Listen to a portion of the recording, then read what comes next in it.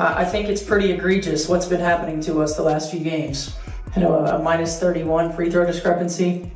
And I might be able to understand it if we were just chucking threes, but we're not. We're attacking the rim. And the disrespect right now for our team has been pretty unbelievable. So it's disappointing. The Indiana Fever versus the Las Vegas Aces isn't just a basketball series.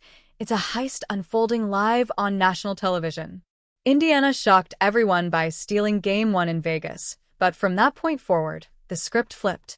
The Aces didn't merely respond with talent or smart adjustments.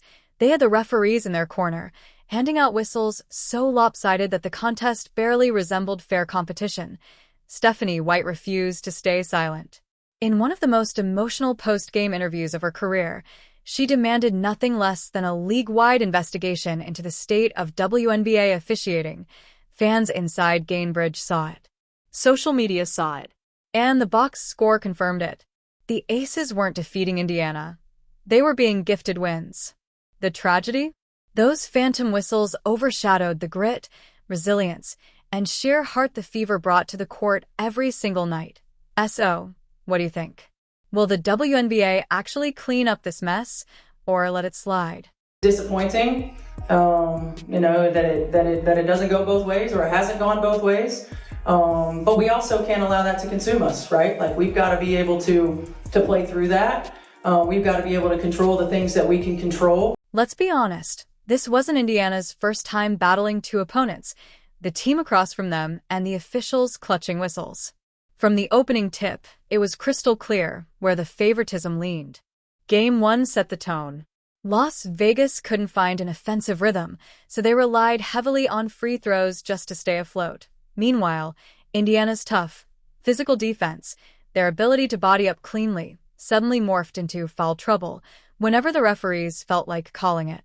The Aces were free to throw elbows. The Fever, on the other hand, got whistled for simply breathing too close. That double standard wasn't subtle. It was shouting at anyone willing to pay attention.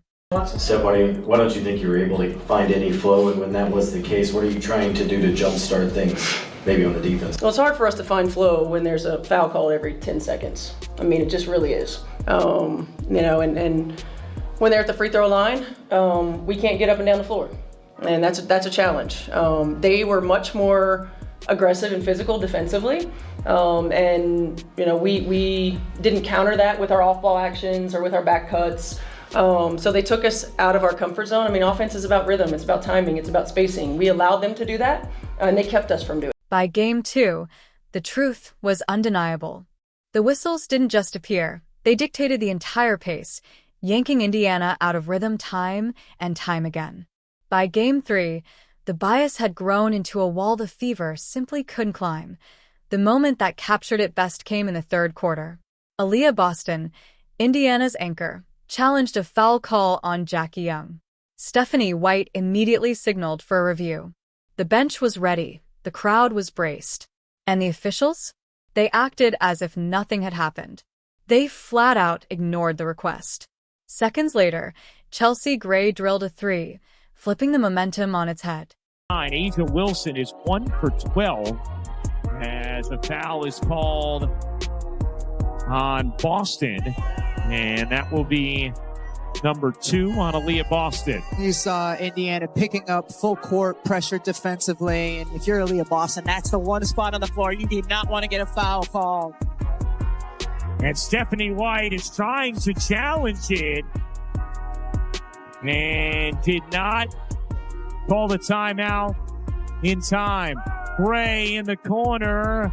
Cut it! What had been a hard-earned Indiana lead was snatched away, not by Vegas's execution, but by a call the referees refused to even review.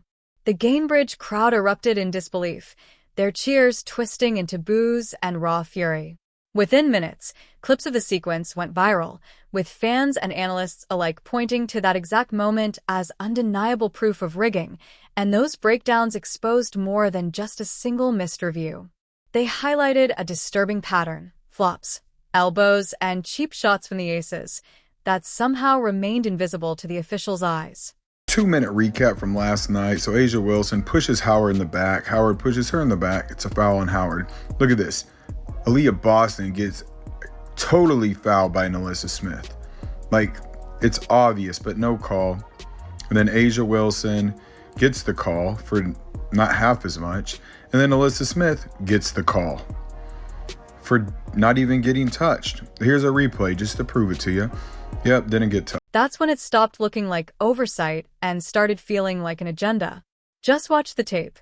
Wilson bulldozed straight through Boston, shoulders lowered like a fullback, and the play carried on without a sound. Indiana defenders were thrown to the floor, yet silence. Meanwhile, if a Fever player so much as brushed an opposing jersey, the whistle shrieked like they'd committed armed robbery. This wasn't about Vegas outclassing Indiana with pure skill. It was about referees handing them lifelines until the scoreboard tilted their way. Followed up by Lexie Hull getting called for the foul. I thought it was egregious, honestly. I mean, I thought it was obvious. I felt like AB got one, had one going to the rim. They're in rotation. And then Lexie's, I felt like equally, we talk about, coming into the path, and it was an offensive player veering into the defensive player's path. But here's where Indiana proved they were different. Lesser teams would have crumbled, dropped their heads, muttered about the unfairness, and folded. Not the Fever. Their symbol of defiance came in the form of Lexie Hull. Think about it. How often do you see a player who, by all accounts, shouldn't even be on the floor nearly flip the script of an entire playoff game? That's exactly what Hull managed over the past few nights. Coming off a painful back injury in Game 1, she was listed as questionable before every matchup. Her warm-ups looked stiff, her movements uncertain, and it seemed like she'd only give a few token minutes. But Hull didn't just log minutes. She transformed the game into her own showcase of resilience, the kind of performance fans will still be talking about long after the series is over. Lexie, you have drawn the most offensive foul in the W this year, including the playoff. How are you able to do that? I'm just trying to defend as hard as I can, and there's only certain screens you're allowed to set, so just trying to trail them, and that's all I can really say. 16 points, 10 rebounds, 4 assists, 2 blocks, and a steal. Lexie Hull did it all while shooting 6 of 10 from the field and drilling 3 massive triples. Each one felt like oxygen, reviving Indiana every time Vegas tried to surge ahead. Those threes weren't just stats on a box score. They tied her with a Fever playoff record across 2 games, giving her 8 total, a feat no one could have predicted from a player grinding through back pain. And those 16 points? A career playoff high, delivered right in the heart of chaos. Boston has the mismatch on Lloyd. Help comes. Kick out. Hull will fire. And hit from 3. Last 2 positions inside from Indiana. Smith tied up by Hull, and a jump ball between Smith and Hull. What made her performance extraordinary wasn't just the numbers. It was how she earned them. Every possession was a battle. Loose balls turned into collisions, rebounds into wrestling matches. And through it all, Hull never flinched. Cameras caught her grimacing in pain more than once, yet she still boxed out players bigger, stronger, and healthier.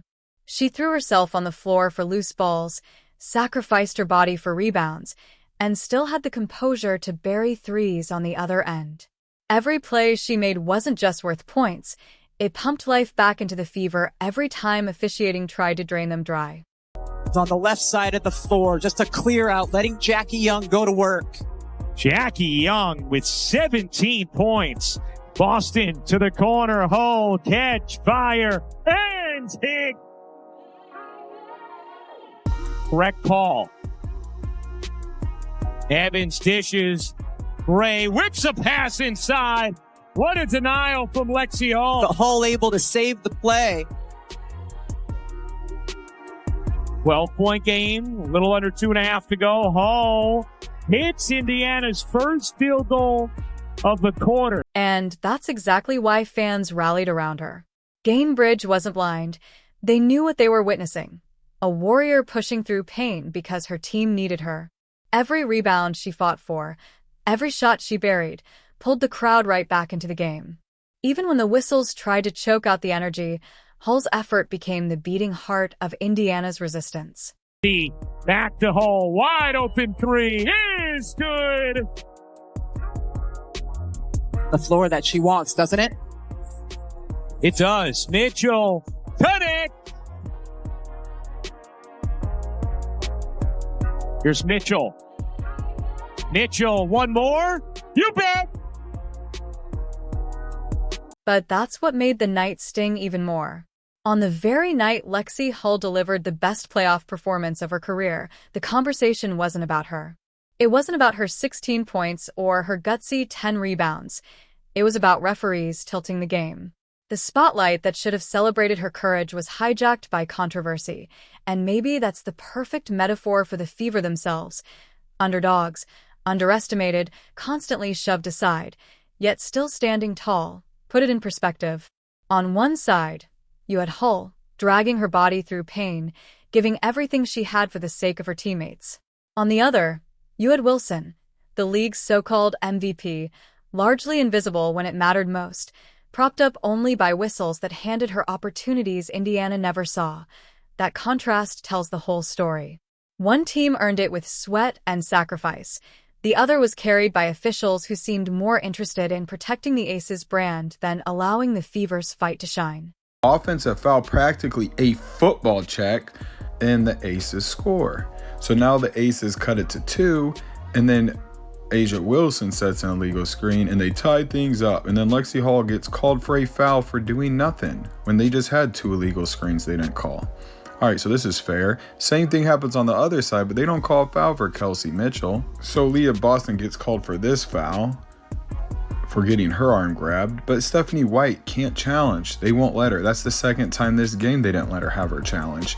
And then Aaliyah Wilson starts acting like a big baby. Picture this. The league's most decorated player, the so-called MVP, going nearly 3 quarters without a single basket. That was Wilson in Game 3. She opened the night with a confident three-pointer that looked like it might set the tone for dominance.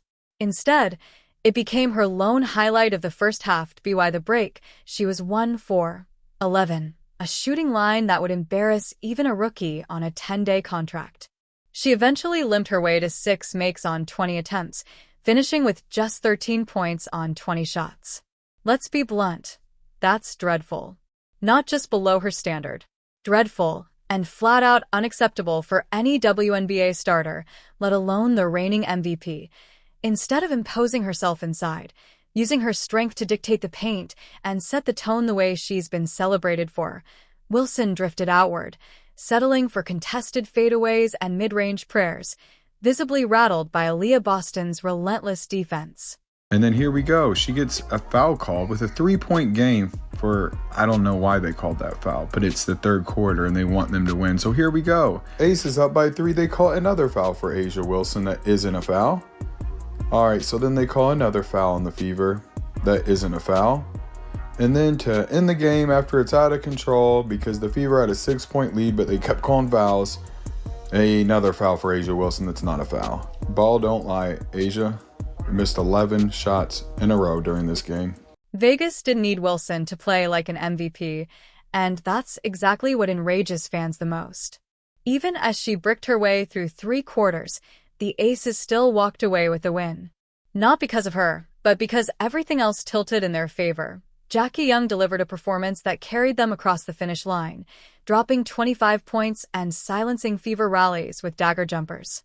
Chelsea Gray added a calm, steady 15, bailing out the offense whenever it stalled. Even Alyssa Smith, who's been inconsistent at times this season, came up with key plays that landed at just the right moments. So while Wilson clanked shot after shot, the combined efforts of her teammates, plus the steady whistle of the refs, stitched together enough of a cushion to keep the scoreboard tilted their way. What makes it sting even more is how the media spun it. Wilson's box score was screaming inefficiency, yet plenty of outlets dressed it up with platitudes about her all-around impact. A rebound here, a block there, a couple of assists. Others pivoted to praising the Aces' depth.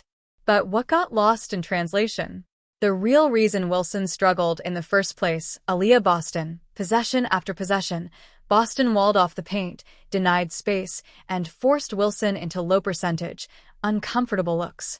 When a league MVP shoots 30% on 20 attempts, that's not just an off night, it's elite defensive execution. That's a star being neutralized, plain and simple. And yet, instead of giving Boston the credit she earned, the narrative bent over backward to protect Wilson's reputation. 2 as well. Here's Hull. Working behind Boston. Boston was open. Great fake, and Boston lays it in. Even then, Wilson still managed to leave her mark, just not in ways that deserve respect. Watch closely and you'll see it. Elbows thrown under the basket, undercuts during box outs, arms swinging dangerously into Indiana players, and almost none of it punished. Somehow, she's still portrayed as the victim. Becky Hammond even had the audacity to complain post-game that Wilson only shot 1 free throw in 38 minutes. The irony? Vegas has been living at the foul line all series long. When you're already swimming in freebies, whining about not getting more whistles isn't just laughable, it's insulting. Here's the truth. Indiana did their job. They bottled up Aaliyah Wilson. They executed the defensive game plan to perfection, with Aaliyah Boston leading the charge. And yet, the Fever still lost, because the officiating made sure Vegas never truly paid the price for Wilson's brickfest. That's why this Aces win feels hollow. This wasn't a superstar dragging her team to victory. This was a team bailed out by whistles and secondary scorers while their star was locked down. Call it what it is, not dominance, but a protected escape.